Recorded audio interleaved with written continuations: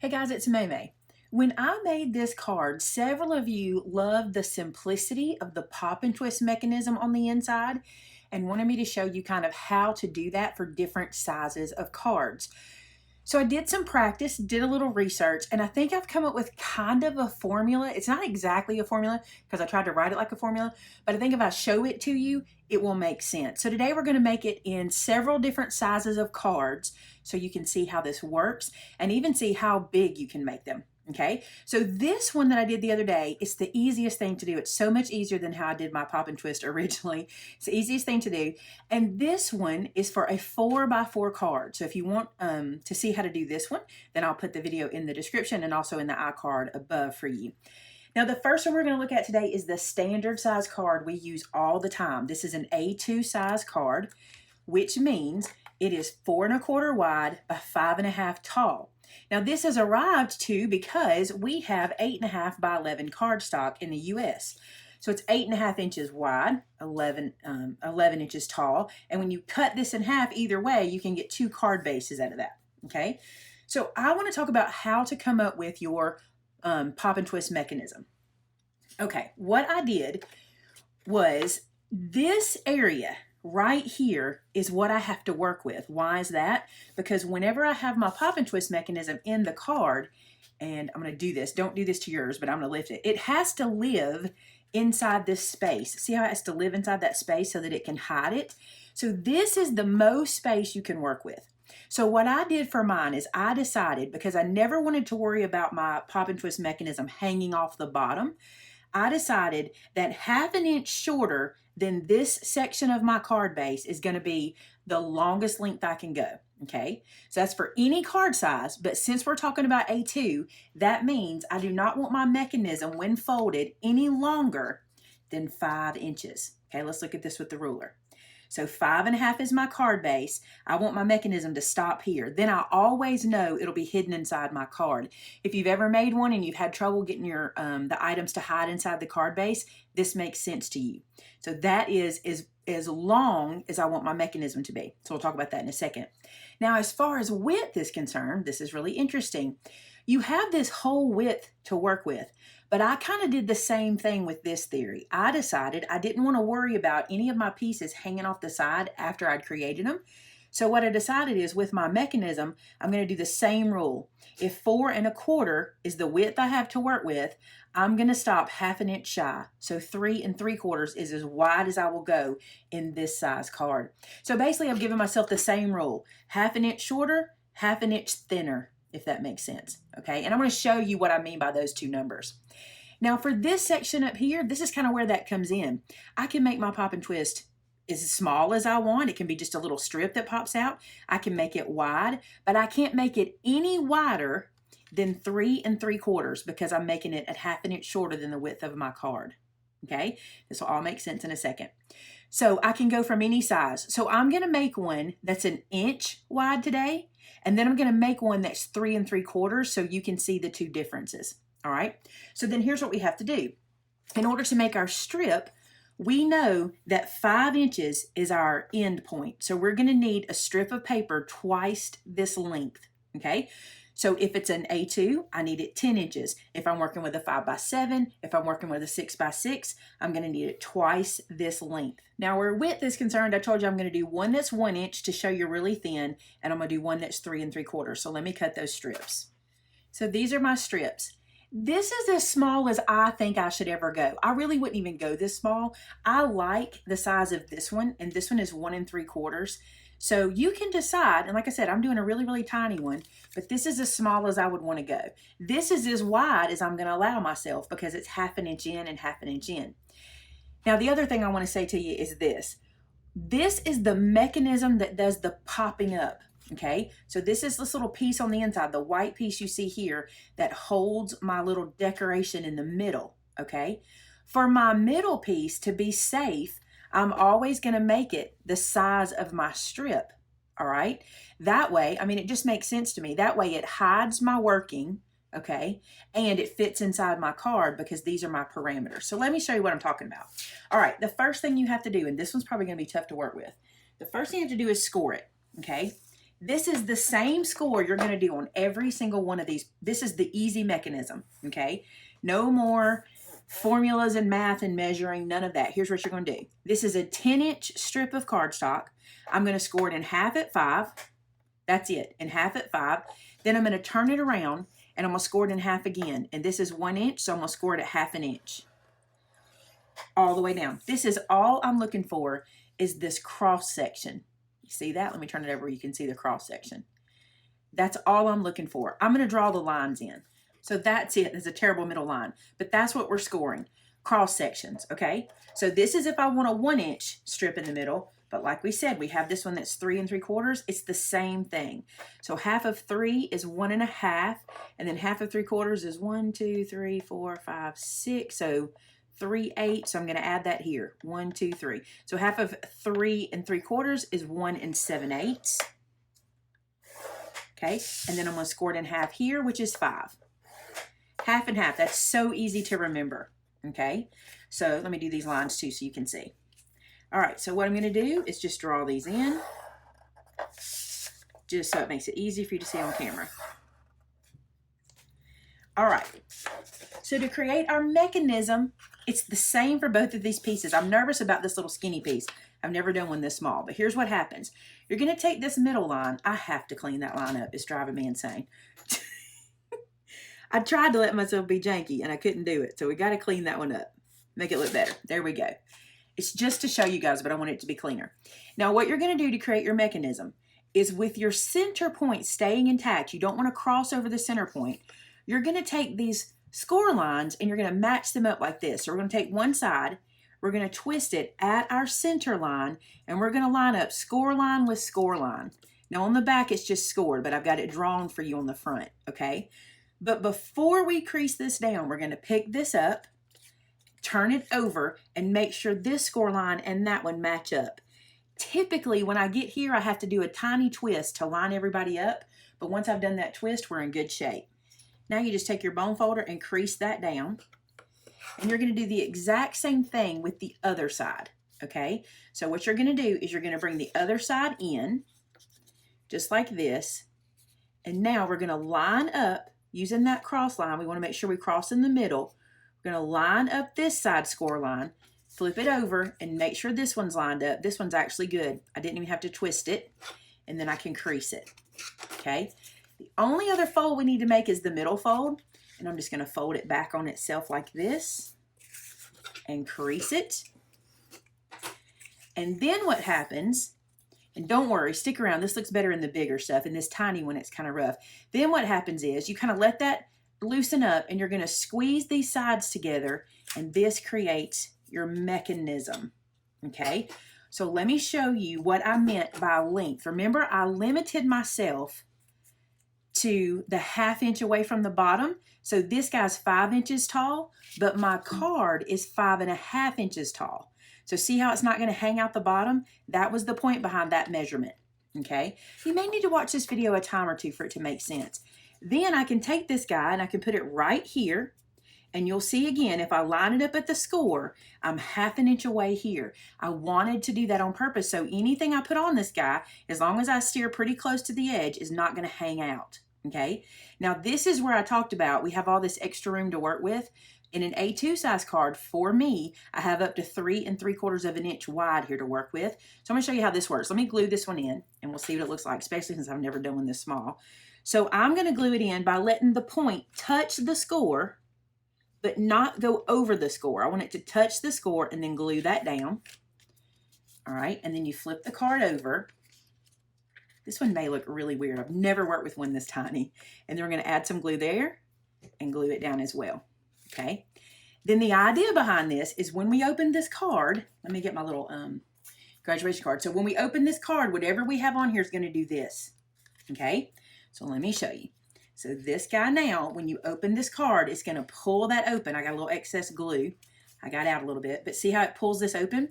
So whatever you glue here to the top and to the bottom, whenever you put your piece on, you want to glue to the top on this side and to the bottom on this side, okay?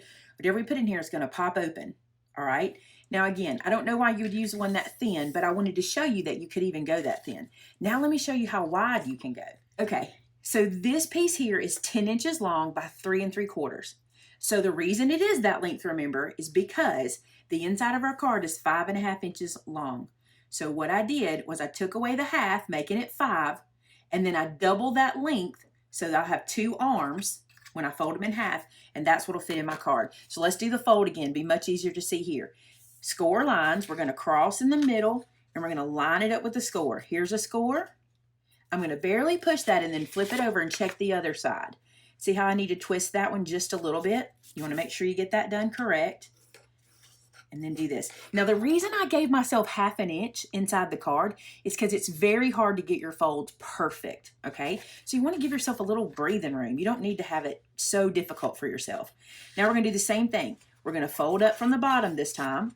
I'm going to go to my score lines. I've matched that up, and I'm going to come right here and make sure I'm on center. Pretty good. Now I'm going to flip this over and make sure I don't need to twist. Little bit of a twist, not much, just about that much. And then I'm going to crease this down. Is this not the easiest way to do this mechanism? And I want to say this in full disclosure. Someone may have already figured this out and done it. I just was in my craft room and I was like, I don't want to make the whole full sheet. How can I get that crossover in the middle without doing it? And this is what I did. Somebody may have done it. And if they did, I would give them full credit if I knew who they were. I just figured this way out one day when I was in my room working. All right. So now what I want to do is get that middle loose. And now watch, I'm just going to squeeze these guys together and everything should start to happen for me. See that? Now something else I want to tell you is this. When I get here, I don't have this perfect lineup because I told you it's hard for you to score and fold perfectly. But I want you to do something that I did learn from a YouTuber. It's called retraining your paper. Because this is paper, I can just retrain it by working my bone folder around and refolding everything. See how I'm doing that? And then it lays much better. See that? So if you need to retrain it, there's no shame in that game. Just rub this around until it gets to where you want it.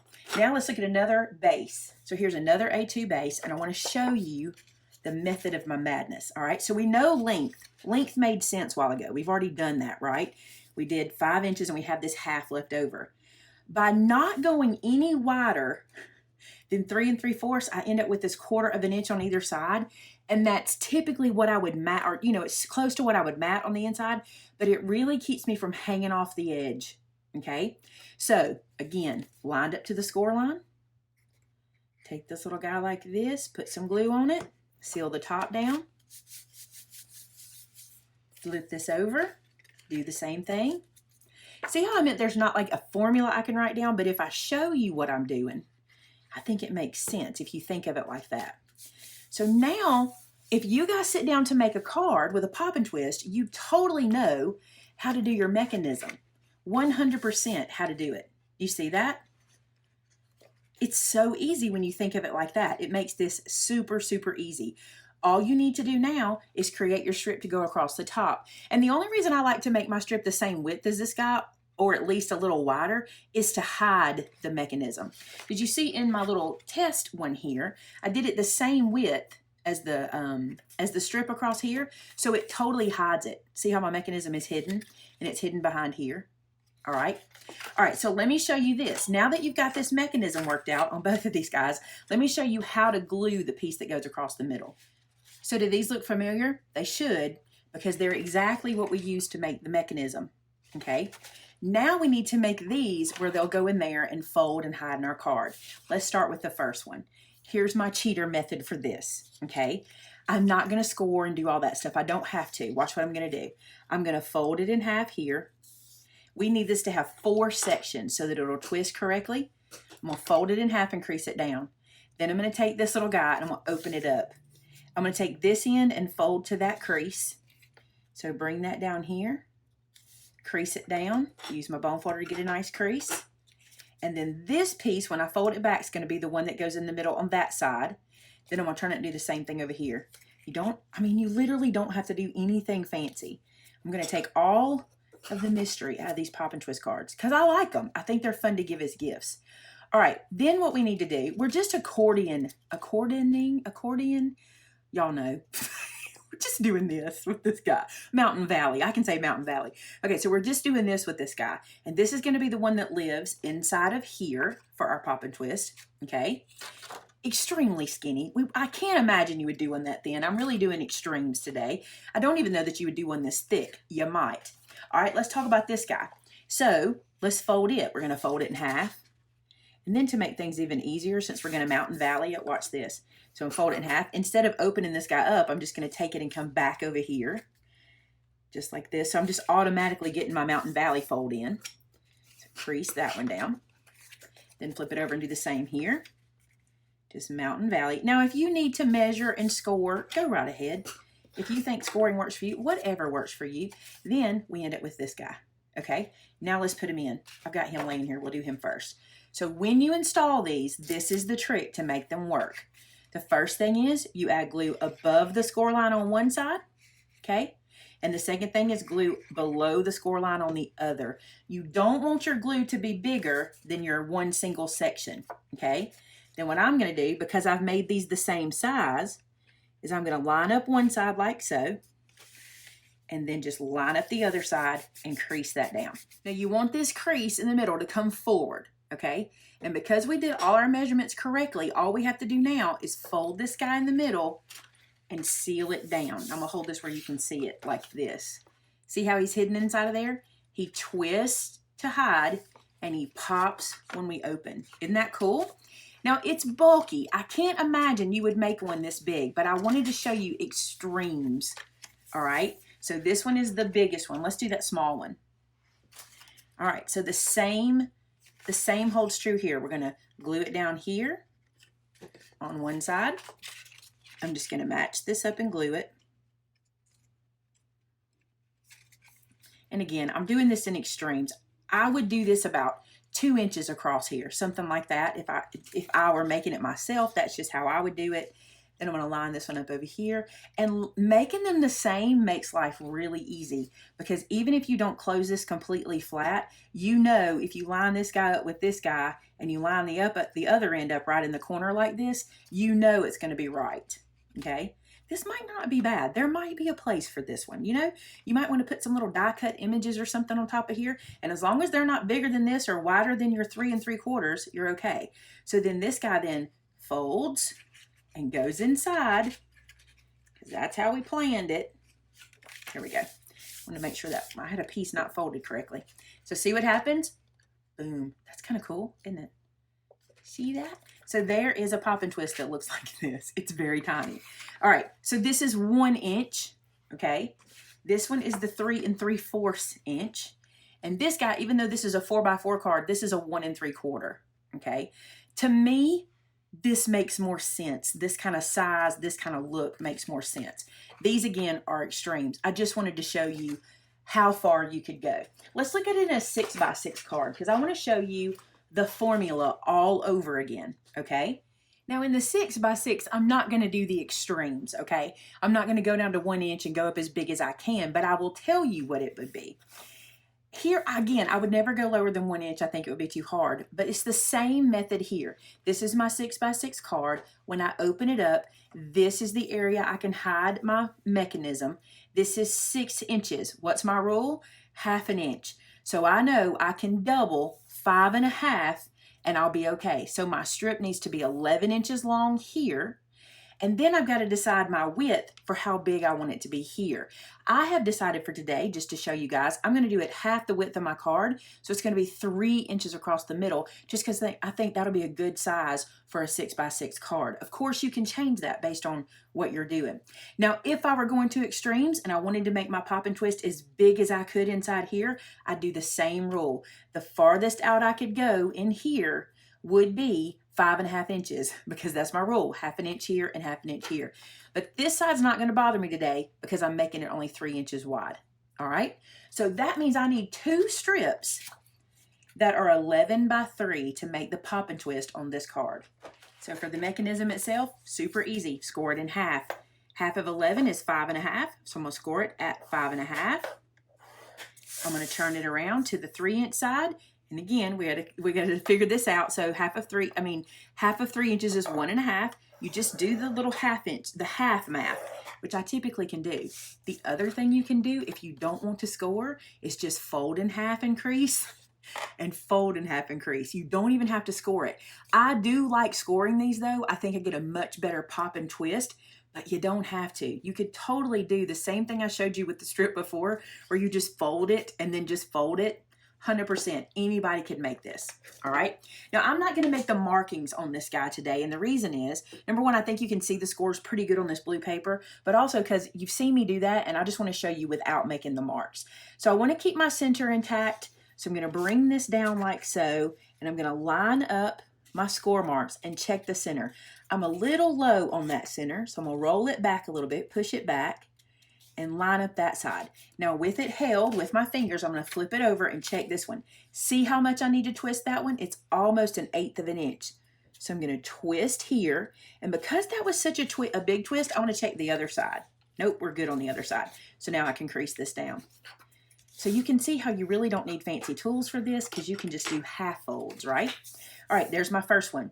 Now I'm going to do the other side. I always get this part mixed up. Okay, from here. If you just go top and then if you go down and then up with your folds, it makes sense. Trust me, that will come in handy when you're making this, because you'll be like, now which side do I do next? Okay, so line this side up, get it close, flip it over, make sure we don't need to twist it. That looks pretty good. Maybe a tiny twist. There we go. And then crease. Yay. All right, then fold this guy in half. And I'm going to fold it back on itself like this. Crease it down.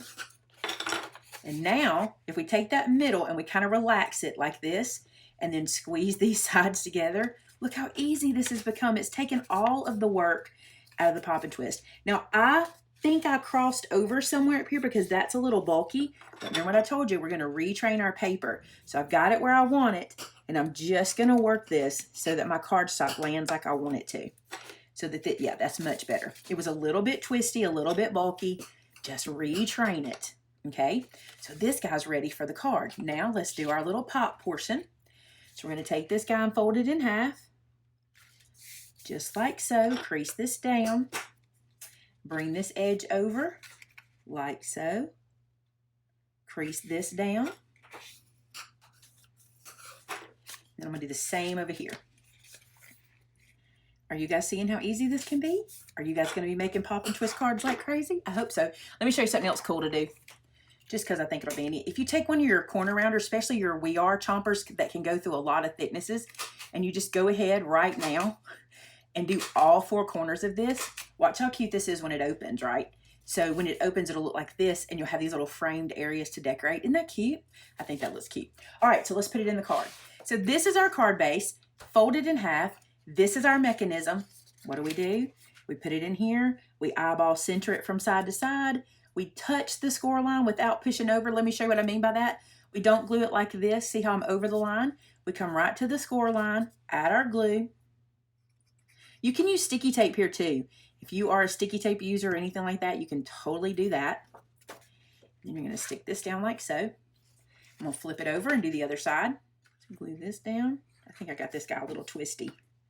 See if I can still straighten it. Yeah. Fold that side down. Let that glue dry. While that dries, let's talk about this guy, because this can be anything. You can add anything you want. Just think of this as 4 little frames. You can do words, you can do images, you can do die cuts, you can do anything. Imagine they're little fronts of cards. I'm going to link in the description below my Pop and Twist playlist for you guys. I have lots of different cards that are made like this.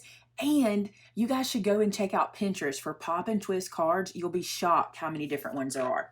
All right, so how does our arm work now? Our arm is working really well. Look at this. I keep getting glue everywhere though today. Me and glue, not friends today. All right, so we're going to go underneath the score line over here and add our glue. And remember, we can just line this guy up because we made it the same size. So I don't even have to worry about the other side, just this one for now, okay? Then I can do the same thing over here. Add some glue, bring my piece over here and line it up, matching my sides. See, this is cute with the little punched edges. I'll even hold it out while that's dry. I'm gonna hold it out tighter. See how they look with the little punch edges? It's super cute. Now you might be thinking, but Maymay, it leaves you this big block of space to decorate. That's even better. Now you're not trying to cut anything to go into that point and hide anything. This hides the center for you, and all you have to do is cut little rectangles or squares of cardstock to decorate up here. So much better. All right, let's close this guy down. When you do those little corner trimmings like that too, they close super easy because it takes some of that bulk out. And now check it out. Using our formula, our sort of formula, it works really well. See? Super cool, right? So that should help you be able to make a pop and twist card in any size. Like you literally should be able to take this formula I showed you today and make a card that pops and twists in literally any size. Even like if you're going to hand deliver one, I use these because these are pretty much the standard size we use. And I've never made a pop and twist in a 5x7. I could try it and let you guys see how that looks. I just never have. But this is pretty much the standard size that you can, that we mostly do, the A2 and the 6x6. So I thought if I started here, it would work really well for you. All right, so here's how it works. Remember, you go 1/2 inch from the bottom, 1/2 inch from the side, and those are your parameters. And then it's just score it half, half, fold. You've got this thing, right? You've got it. Okay, if you have questions, please use the comment section for your questions. I want you to be empowered to make a pop and twist. That's why I took this whole video today to show you guys how to do this. It is something that you would enjoy. You will love when you make your first one. I promise you will. And I wanted this whole video to be showing you how to do the pop and twist method, the simplest, easiest way you've ever seen. Again, if someone has already done this and already taught this method, full credit goes to them. I do not know. I don't believe I've ever seen it, but there might be. And if there is, leave it in the comments below. Make sure that we give them credit for it. All right, guys, thanks so much for watching today. And remember, May is for making. So this video comes right here in the middle of May. And if you try this method and it works for you, or even if you struggle, we still want to see it, we have created for you guys a linky party over on my blog. You can enter your project, whatever you make between May 1st and the end of the month, enter a picture of your project into our linky party, and you are entered to win a $100 gift card at the end of the month. Now, here's the thing. If you have a YouTube or a blog that you maintain, you can also link your YouTube and your blog over there, and everybody can go and check out your website and everything. May is for making. Let's get to making something. Actually, the tagline is dust off your creativity. Hey, thanks so much for watching, guys. I cannot wait to see what you guys do with this. Have a great day. Bye-bye.